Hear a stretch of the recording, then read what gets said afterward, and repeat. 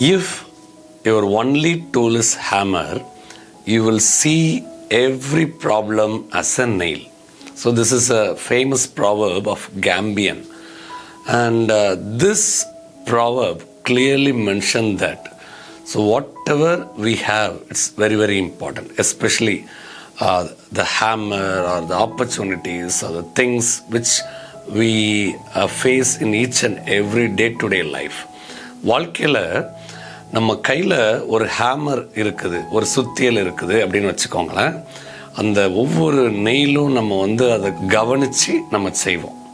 ஏன்னா நம்மள்ட்ட இருக்கக்கூடிய அந்த கடைசி காரியம் அதுதான்.